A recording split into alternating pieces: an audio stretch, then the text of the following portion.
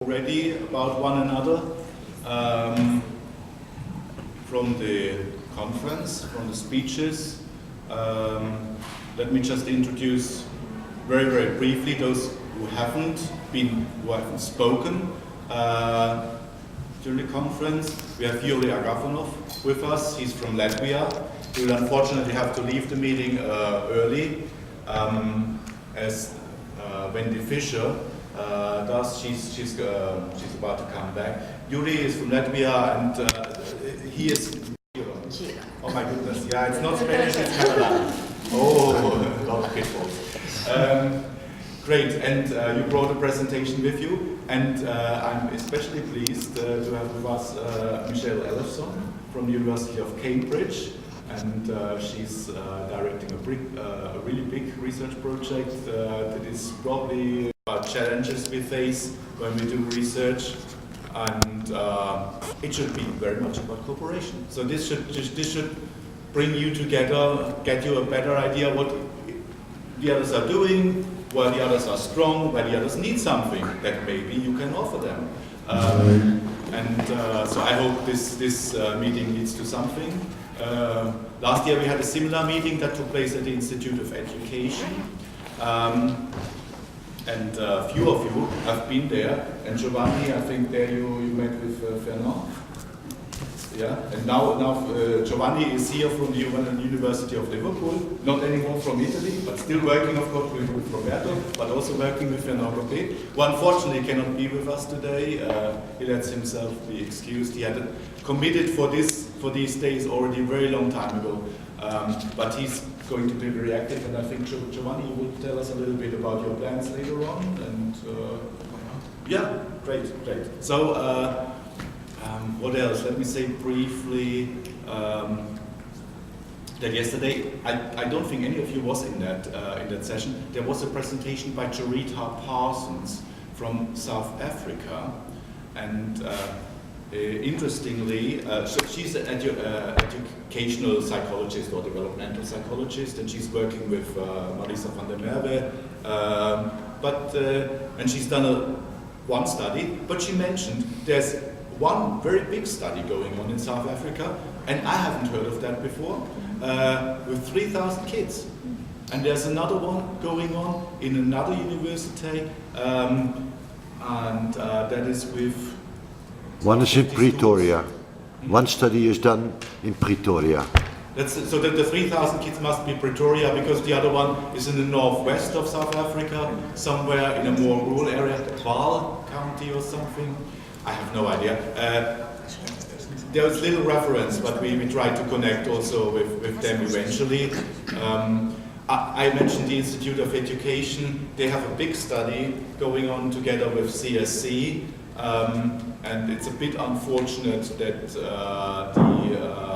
that nobody from the group was available for this exact date. Although they very much hope to stay in touch a little bit and eventually to reconnect, but they've only started to analyze the data, and they had probably this misunderstanding that we wanted them to present results, and I thought I made that very clear, and also afterwards I made it clear.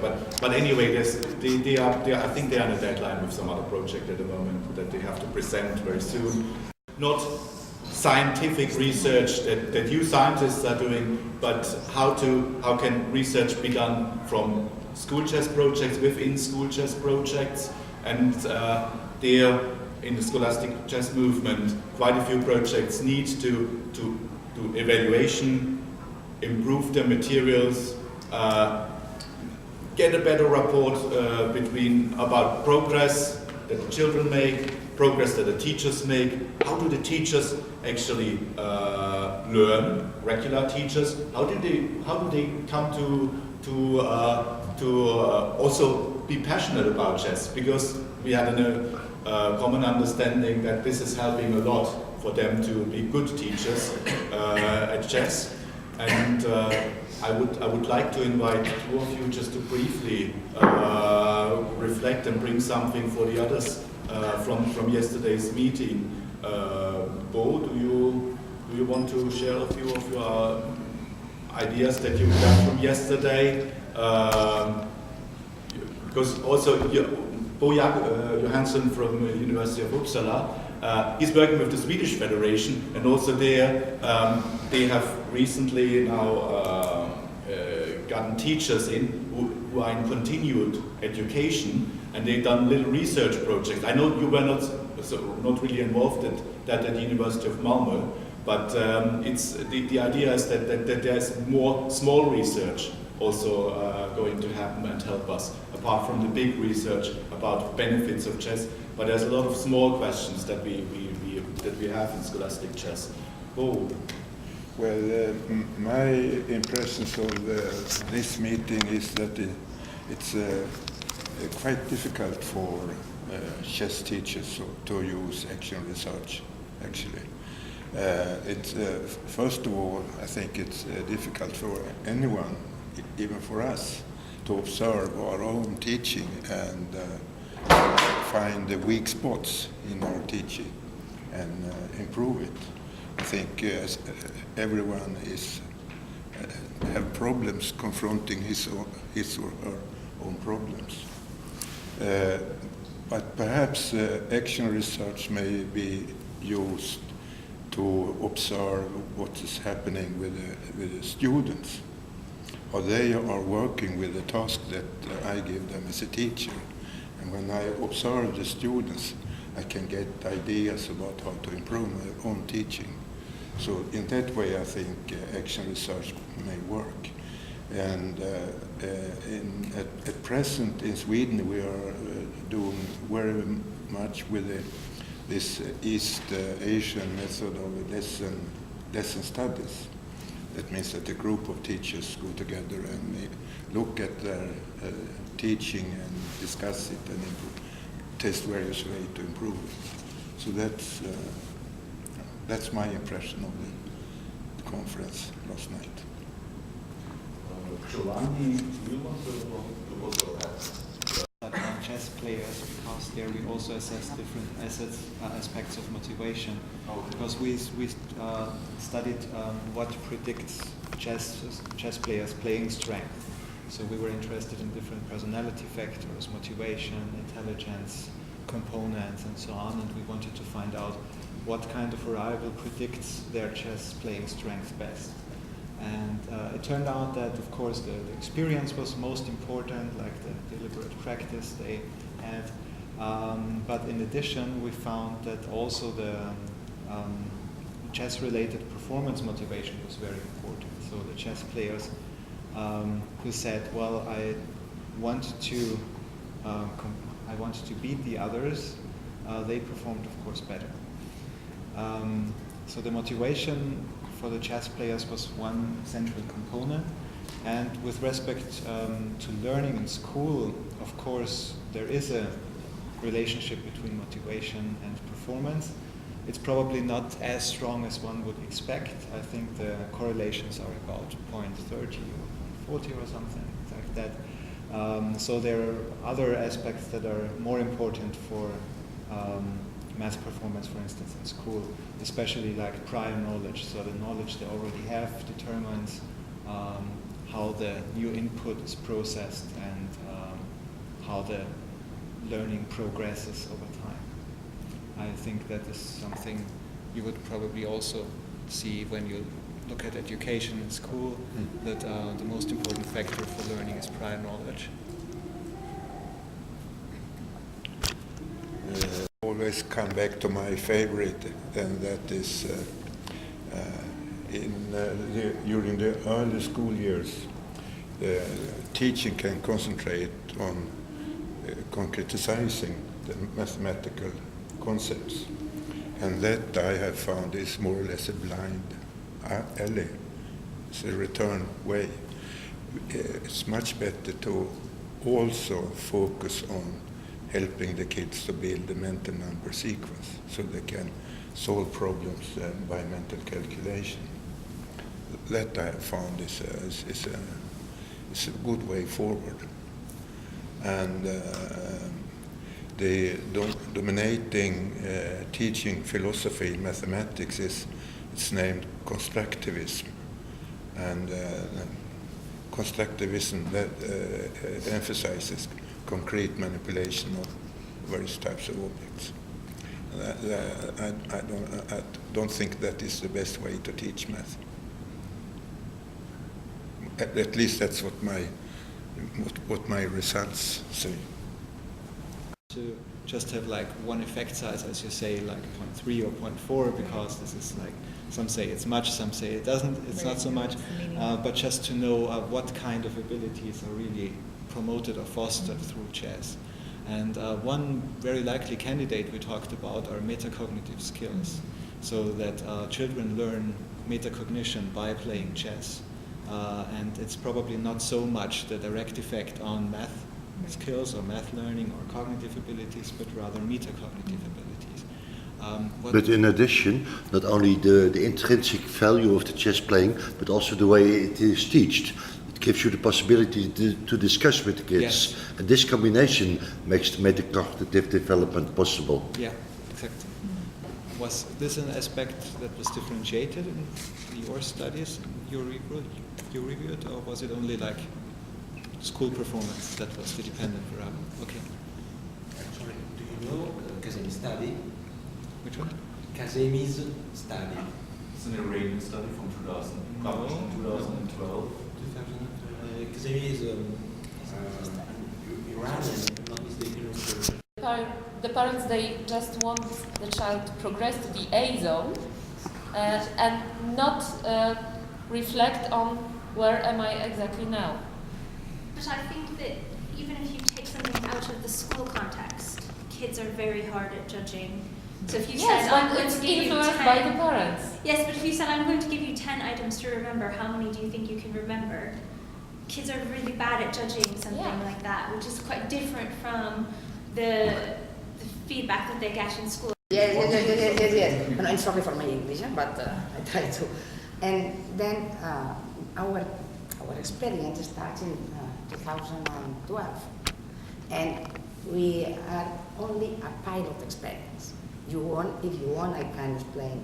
We have constructed a laptop questionnaire. This is very simple, with graphics, with images, and our experience with only 10 schools, without cost, no cost effectiveness. He said it's a personal cost, it's zero cost, all is our cost, without money.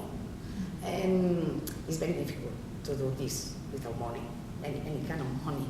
And we observe improvement it's very difficult to say maths or learning. There are 6 years old children, but the teacher said they observed with only 6 months doing chess 1 hour a week. To everyone that chess isn't necessarily the main focus of why we received funding for this project. The main part of it was we're looking at this area of thinking skills called executive functions, and when you're ready you can go to the next one. And this is just kind of my very brief what are executive functions. So the key aspects of executive functions are the cognitive skills that are involved in goal-directed behavior, although not everyone agrees on exactly what that includes. But quite often there are 3 aspects that a lot of people agree are part of this idea of executive function. So inhibitory control, so stopping yourself from doing the thing you want to do just now. Updating or shifting, which is kind of cognitive flexibility, task switching, and then updating, which is working memory. And what we were really actually looking for was a way to improve some of these skills in older children. And we thought that some of this was very tightly linked to what happens in chess. And so we thought chess might be an avenue for trying to improve upon these executive function skills. So Adele Diamond, who, can you move to the next one, sorry.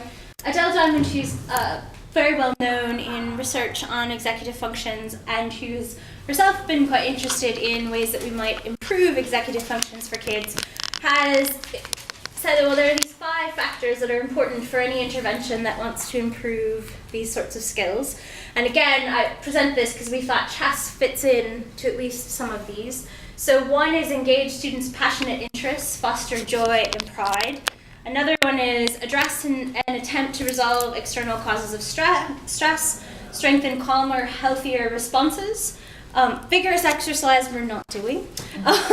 Facilitate a sense of belonging and social acceptance, and provide opportunities to repeatedly practice executive functions at progressively more advanced levels. Before we take a lot of pictures. It's not just the practice, there are some social factors that seem to play a role in interventions that do a good job of improving these skills. So the next slide I won't be on too long, which was then our question was, well, how much of these skills are involved in chess? And that was part of what we were trying to do. We can go to the next slide, in our study. So what we pitched this to our funder, which is the Institute of Education Sciences in the US, to the Department of Education, as really looking at, well, if we have this EF intervention, which includes chess, does it, one, produce improvements in these kinds of skills? And then the second question is, does it improve academic achievement? So one of the things that we thought, my co-PIs, Zela Longes-Serpel and Teresa Parr, was that some of the links that we see in terms of chess and school achievement might be mediated by these kinds of thinking skills. And part of the reason for that is there's a growing literature that suggests that kids who are better at these skills, working memory, inhibitory control, cognitive flexibility, do better in school. And we thought there was really a nice connection between what chess does in terms of helping kids with these sorts of skills. So that was really what we were aiming to do. We've also thought about evaluation and test batteries, and we've worked at trying to use psychometrics, I think especially with the chess assessment, to try to reduce the questions and to think about being more strategic in that way. Things, I think, related to chess itself. So who is delivering the chess lesson, which I've kind of already expressed. What's their chess experience? How much training do you give them? We kind of talked about it. Different people can have different hats, so you may have to train them in different ways no matter what their experiences are, their salary level. And then what is a chess lesson? How long is it? How frequent are you meeting? How many are you doing in total? Those were some of the questions, I think, on the chess end that we were interested in hearing a bit more in terms of current research. We can read things in the literature, but where are people going in terms of current research? My last slide is just an acknowledgement, so we can go between the two kind of discussion topics. And some first impressions, what kind of effects you have, or how executive functions are related to chess. So one of the things that happened in the first cohort is we had a much higher attrition than we had hoped, so our final sample size is much smaller than we would have wanted, so we can't do the sophisticated analyses that we wanted. But cohort B, we went very far over, and we have a much bigger sample for cohort B. So some of the interesting bits, there's some improvements, and there's some interesting improvements. So I've looked at some of the data, like cognitive flexibility. So for the kids who made it through the whole year, they had a big gain in cognitive flexibility between the first and second time points, which is about a 3-month gap. But the kids who kind of dropped out just after that second time point didn't. And so what I'm thinking is interesting is that it may be that the kids who get these benefits early are the ones who stay engaged, and they are the ones that there's potentially something that goes hand in hand with chess and executive functions that is encouraging them to keep going. And there may be some other things that we see later on. The other bit that I thought was interesting, and it's only correlational, was that the links between their chess knowledge and executive function, so we looked at just basic correlational analyses, do not exist until the end of the first year. So the correlations are very small and not significant at pretest, and at the first time point, which is about 3 months in, they're also very small and non-significant. But at the end of that first year, we have significant correlations with almost all of the executive functions. So the better you're doing in chess, the better you're doing on the executive function tasks. Now, because that's correlational, I still have to look much more into the detail of where's the causal direction. But because that wasn't existing initially, I think there is potentially a pull of the chess. Now what's happening is the chess, they're probably all fairly low, they're scoring fairly low marks on the chess assessment throughout those early time points. So it's not until you get to the third time point that you're probably getting enough variation to really pull out how that links to the executive functions task. So that's kind of another thing that I want to look at with the cohort B. Because our sample size is much bigger, we can look at that with more structural equation modeling and other sorts of things that I think will be stronger methodologically rather than just correlation. On working memory training and effects on school achievement. And it was on adolescents, actually. It was not in younger children. And the problem with the working memory training, this is also something that is discussed in the school context, so like a brain training or brain jogging or something like that. And some schools implement such programs, but the empirical basis is very weak, and in fact she also didn't find transfer effects on school achievement. But we wanted to see it, whether there is something inside. And therefore I'm very much interested in these executive functions. This is one point. The other thing would be also, I think, is like what kind of cognitive functions are really affected through through chess training. And this is something I unfortunately missed the talk yesterday of Mr. Boyer Hansen, actually.